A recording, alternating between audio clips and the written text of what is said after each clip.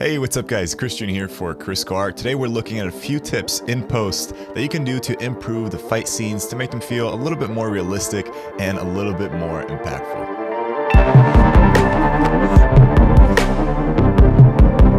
So we're going to take a look at a few different tricks, and by the way, if you haven't seen the main behind the scenes video of the short film that we're going to be talking about today, go ahead and check it out. I posted it last week and it goes over some ideas that I had while shooting on set. But in this video, we're focusing specifically on the post side of things, a few of the things that I did for this sequence, and a few things that you can keep in mind whenever you need to amp up a little bit of the energy, make things feel a little bit more dangerous, and really sell those impacts. So one of the first things that we're going to look at is sound design. That is probably the most important part of a fight scene when it comes to post-production, just because the impacts, the way things land, are a lot of times going to be sold mainly from the sound itself, because obviously people are not really hitting themselves. So if they're nearly missing, a lot of times that point of contact is really conveyed to us by the sound of that punch, of that hit. So let's jump into Premiere, but of course you can follow along with these ideas with any editing software really, but I want to show you a little bit of what I did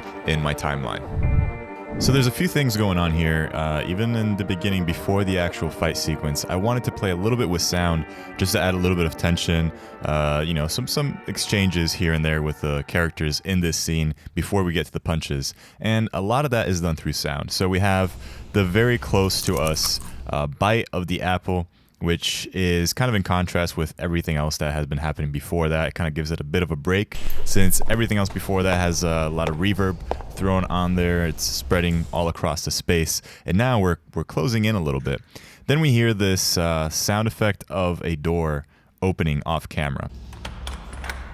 And I want you to notice that this is timed with her eyes moving to this side of the screen, which once we flip the camera to the other side of the world, we see a new character, a new enemy coming into the scene, which, you know, raises the stakes a little bit. We start to introduce a little bit of tension. This take, she was actually looking at this guy over here, but I thought it was a good motivation to really introduce that sound of a door opening, cut away, and have him step in and walk into the scene. Now there's another sound effect here. So there's a bit of a bell sound effect, and that is soon as he kind of makes eye contact with Hinana, we hear sort of like a ding, kind of like something clicking in his head, again, just to raise a little bit of the tension.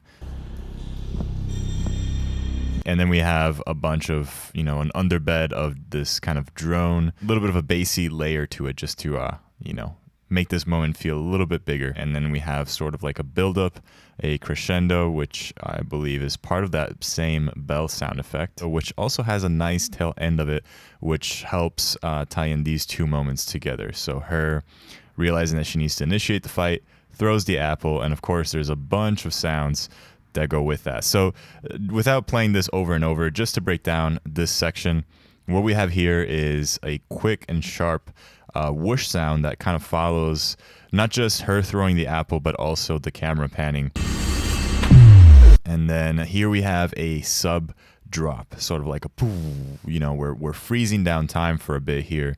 So, and it also has this kind of glitch effect to show that we're slowing down time just a little bit right before it speed ramps and it hits him right in the face.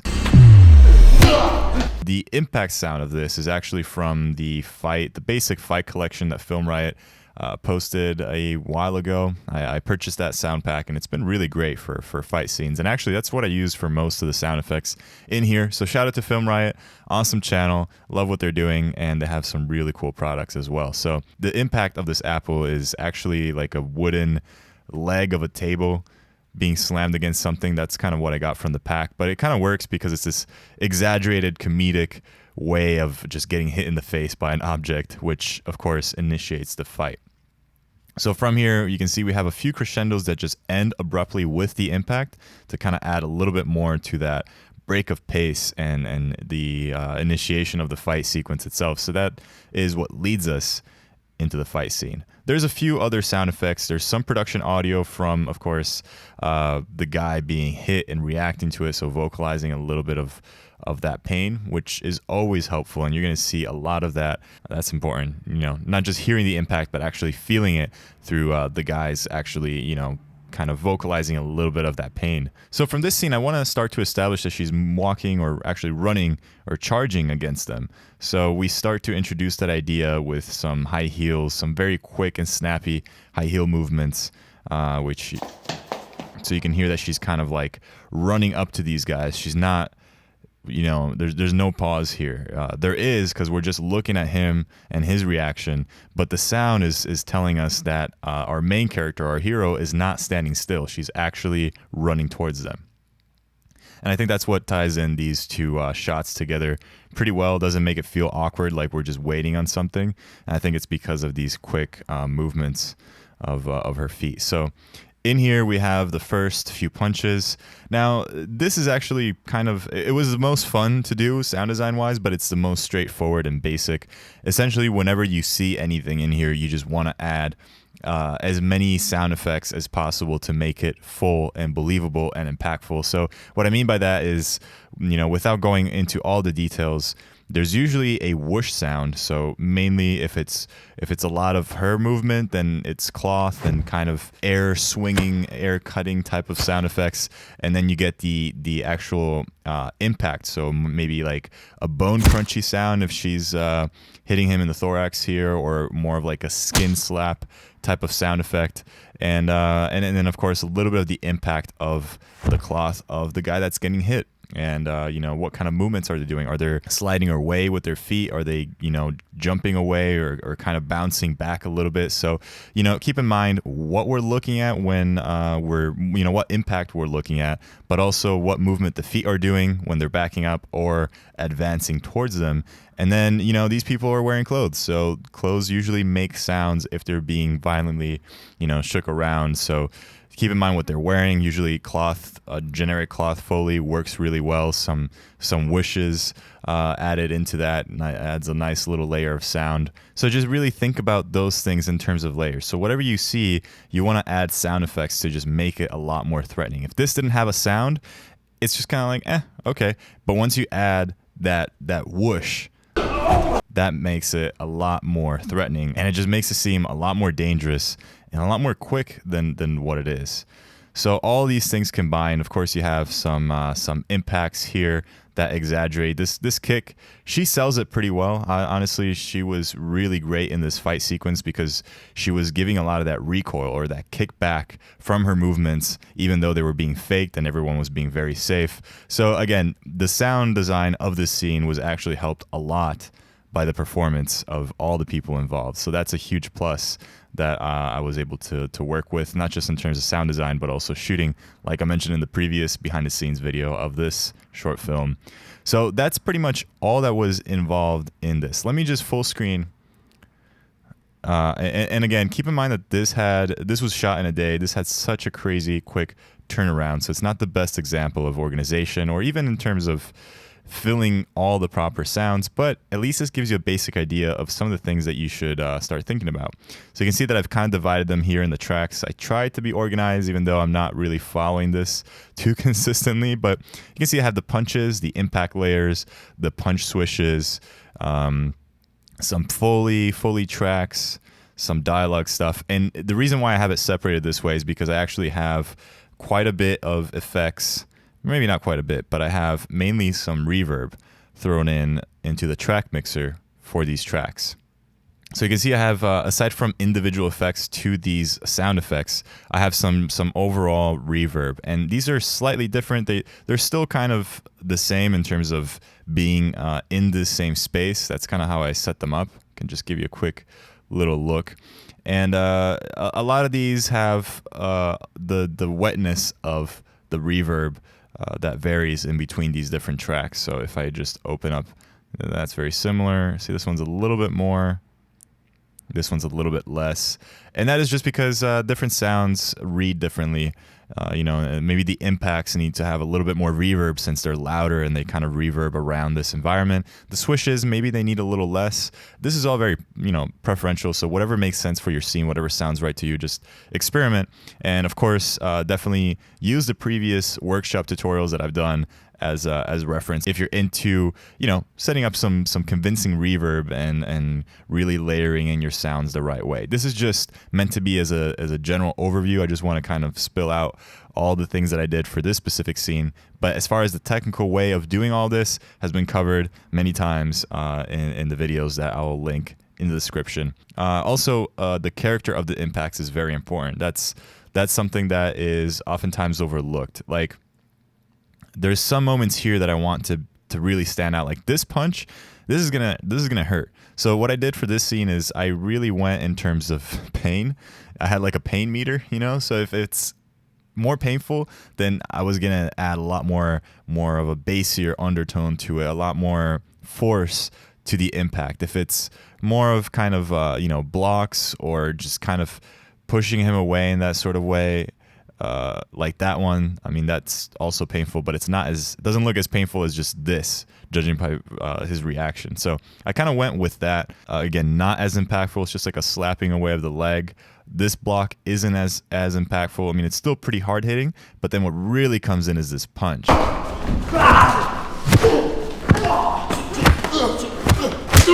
It has a higher slap of sounds layered in to that final hit for this guy, which really separates this final moment from all these other moments. So that's something to keep in mind too. You can really play with the sounds in your scene and also the intensity of them to really highlight certain moments. Like, for example, for this guy, it wasn't so much about the impact of her hand in his throat here, but it was more about his reaction of losing air. And since we didn't have great production audio from this moment, I actually had to record it myself, which leads me to show you this very awkward and embarrassing cringy clip. Testing.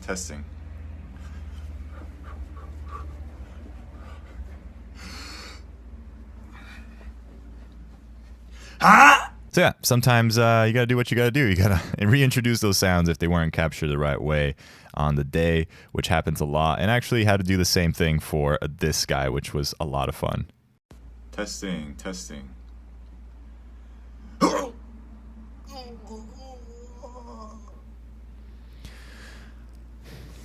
So this was meant to be as a not so serious, not so Fight Clubby scene. This would have had a completely different approach if it had more gore, if it was meant to be more raw.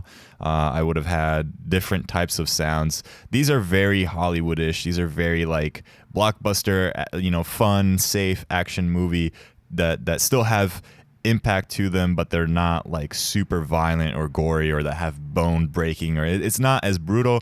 For the scope of this short film, it's supposed to be light. It's a branded content, so we can't go too controversial and break people's necks and stuff like that. So the sounds kind of had to reflect that.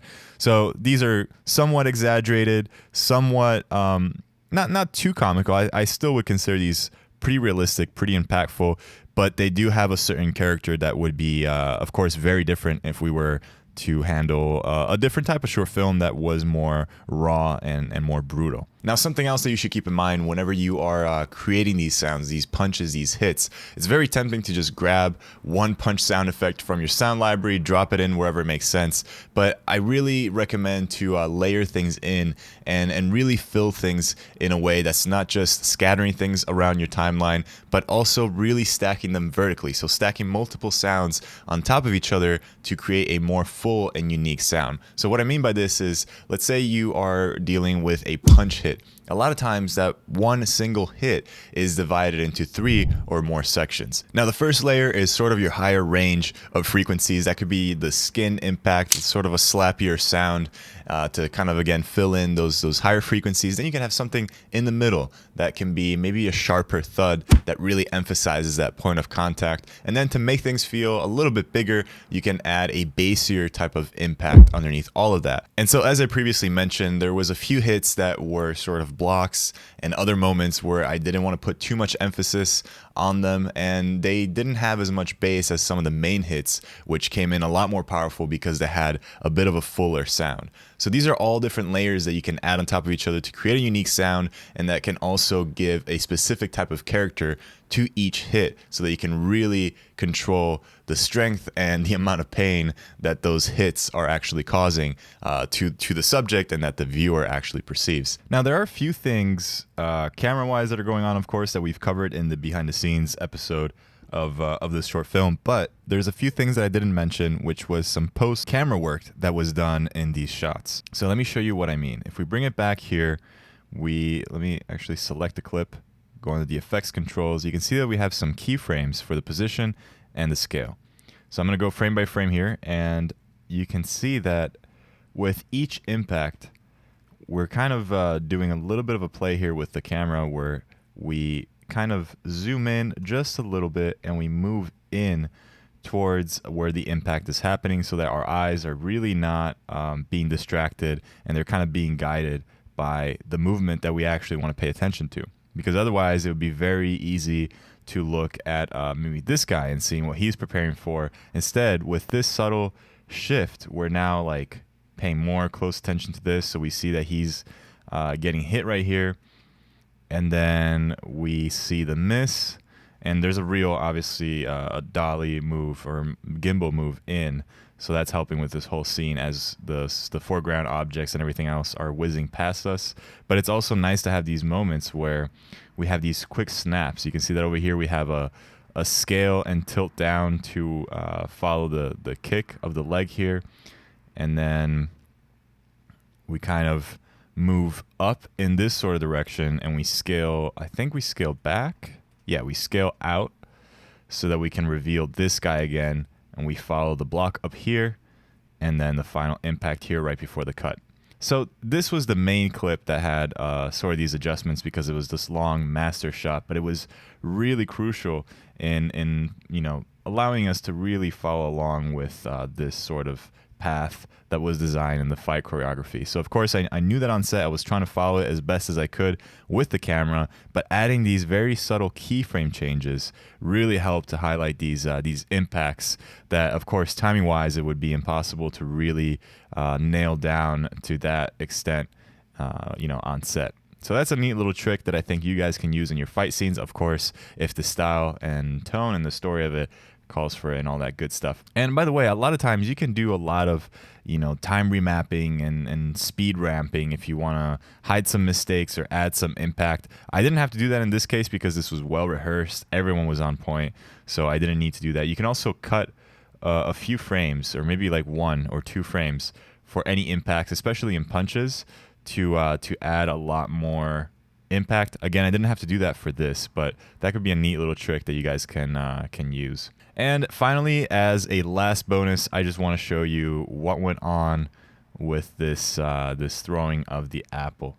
Now, most of this was actually done in Premiere in the first cuts, and then I only dropped this stuff into After Effects for just a little bit of sweetening. But this effect is totally doable in Premiere Pro. I found a CG element of this apple rotating on a green screen, keyed it out even right inside of Premiere.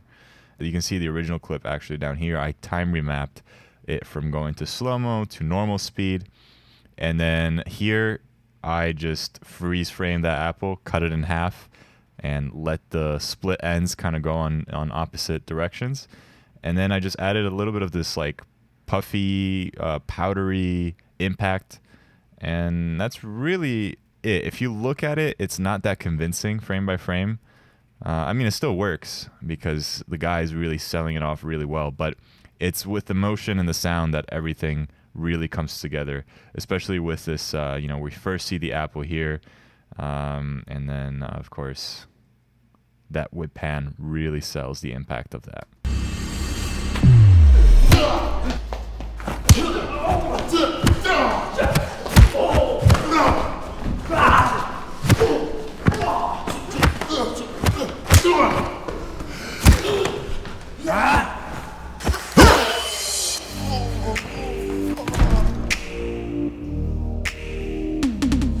So there we go. I hope you found that interesting and useful, and hopefully you can apply these ideas to your own fight scenes. If you guys haven't seen the behind the scenes video, I really highly recommend you check it out because there's a lot more tips in there that can really help you whenever you're filming a fight sequence, especially one that was shot in one day with not a lot of time. So definitely check that out and check out the main video. I'll link all of that in the description, and you can find that in the end cards at the end of this video. And also, we just wrapped the editing workshop. I'm so excited for it. We're gonna be having some more editing videos, but if you want, I created a playlist where you can find all those videos in order. So if you want to just sharpen your editing skills, you can do that. It's a free course, 100% free. It's on YouTube, and again, you can find that playlist in the description down below. Follow me on Instagram at Kriscoart for more behind the scenes look at things as they're happening. I post on my stories regularly so you can keep up to whatever shoot I'm doing. Follow me on my personal Instagram where I'm starting to travel and do sort of like little mini story vlogs. So definitely check that out if you're into that. Anyways, guys, thank you so much for watching. My name is Kriscoart for Kriscoart, and I will see you next time.